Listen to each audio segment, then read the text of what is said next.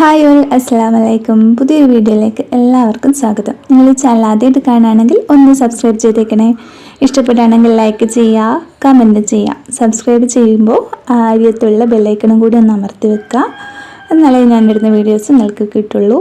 Please ഒന്ന് subscribe ചെയ്തേക്കണേ. അപ്പോൾ നമ്മൾ ഇന്ന് ഉണ്ടാക്കാൻ പോകുന്നത് നല്ല ടേസ്റ്റി ആയിട്ടുള്ള, ആരും വിചാരിക്കാത്ത അത്രയും ടേസ്റ്റിൽ വെണ്ടയ്ക്ക നമുക്ക് ഉണ്ടാക്കിയെടുക്കാം. അപ്പോൾ ഇതിന് വേണ്ടിയിട്ട് വെണ്ടയ്ക്ക ഇഷ്ടമില്ലാത്ത ആൾക്കാർക്ക് പോലും വെണ്ടയ്ക്കയെ സ്നേഹിച്ച് തുടങ്ങുന്ന ഒരു റെസിപ്പിയായത്. ഇത് നമുക്ക് ചോറിൻ്റെ കൂടെ സൈഡ് ഡിഷായിട്ട് കഴിക്കാം, ചപ്പാത്തിയുടെ ഒക്കെ കൂടെ മെയിൻ ഡിഷായിട്ടും കഴിക്കാം. അതിനുവേണ്ടി ഒരു പാൻ അടുപ്പത്ത് വെച്ചിട്ടുണ്ട്. അതിലേക്ക് വെളിച്ചെണ്ണ ഒഴിച്ച് കൊടുക്കുന്നുണ്ട്. വെളിച്ചെണ്ണയാണ് കുറച്ചും കൂടി നല്ലത്. ഇനി ഇതിലേക്ക് ചെറുതായിട്ട് കൊത്തിയിരുന്ന ഇഞ്ചി, വെളുത്തുള്ളി, പച്ചമുളക്, കറിവേപ്പില ഇട്ട് കൊടുക്കാം. എന്നിട്ട് ലോ ടു മീഡിയം ഫ്ലെയിമിൽ തന്നെ വെച്ച് കൊടുക്കാം. ഇനി ഇതിലേക്ക് ഒരു സവാള ചേർക്കുന്നുണ്ട്. ചെറുതായിട്ട് കട്ട് ചെയ്ത ഒരു സവാളയും കൂടെ ഇതിലേക്ക് ചേർത്ത് കൊടുക്കുന്നുണ്ട്. വെണ്ടയ്ക്ക പൊതുവെ കുട്ടികൾക്കൊന്നും അങ്ങനെ ഇഷ്ടം ഉണ്ടാവില്ല. അപ്പോൾ ഇങ്ങനെ ഉണ്ടാക്കി കൊടുത്താൽ പ്ലേറ്റ് കാലിയാവുന്ന വഴി തിരിയില്ല. എല്ലാവരും ഒന്ന് ട്രൈ ചെയ്ത് നോക്കട്ടോ. ഇനി ഇതിലേക്ക് നമ്മൾ കട്ട് ചെയ്ത് വെച്ച വെണ്ടയ്ക്ക ചേർത്ത് കൊടുക്കുന്നുണ്ട്. എന്നിട്ട് ലോ ടു മീഡിയം ഫ്ലെയിമിൽ വെച്ചിട്ട് ഒന്ന് നന്നായിട്ടൊന്ന് മിക്സ് ചെയ്തിട്ട് കൊടുക്കുക. ഈ വെണ്ടയ്ക്ക ഉള്ളിയൊക്കെ വെളിച്ചെണ്ണയിൽ കിടന്നിട്ട് നന്നായിട്ട് വെന്ത് വരണം. നമ്മളിതിലേക്ക് വെള്ളമൊന്നും ചേർത്ത് കൊടുക്കുന്നില്ല. ഈ ഒരു വെളിച്ചെണ്ണയും ഇതിലേക്ക് ഈ വെണ്ടയ്ക്ക കഴുകിയ വെള്ളമൊക്കെ മാത്രമേ ഉള്ളൂ. വേറെ ഇതിലേക്ക് എക്സ്ട്രാ വെള്ളമൊന്നും ചേർത്ത് കൊടുക്കുന്നില്ല. ഇനി ഇതിലേക്ക് മഞ്ഞൾപ്പൊടി, മുളക് പൊടി, ഉപ്പും കൂടി ചേർത്ത് ഒന്നുകൂടി ഒന്ന് മിക്സ് ചെയ്യുന്നുണ്ട്. അതിൻ്റെ പച്ച മണമൊക്കെ ഒന്ന് മാറിയിട്ട് വരുമ്പോൾ ഒരു തക്കാളിയും കൂടി ഇതിലേക്ക് ചേർത്ത് കൊടുക്കുക. എന്നിട്ട് ഒന്നുകൂടി ഒന്ന് നന്നായിട്ട് മിക്സ് ചെയ്യാം.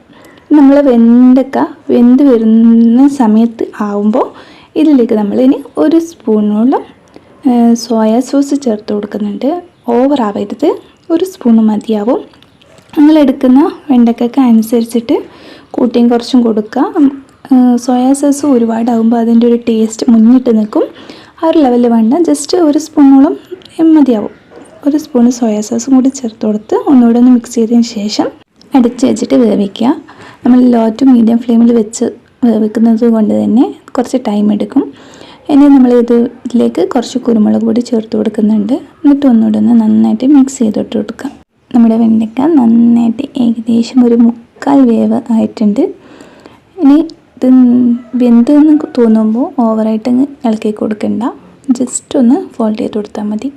ഇത് ഏകദേശം വെണ്ടയ്ക്ക നല്ല വെന്ത് ഉള്ളിയും വെണ്ടയ്ക്കയും തക്കാളിയൊക്കെ വെന്ത് കുഴഞ്ഞ് നല്ല ടേസ്റ്റിൽ വന്നിട്ടുണ്ട്. ഇനി ഈ സമയത്ത് നമുക്ക് ഇതിലേക്ക് ഒരു സ്പൂണ് ടൊമാറ്റോ സോസും കൂടി ചേർത്ത് കൊടുക്കാം.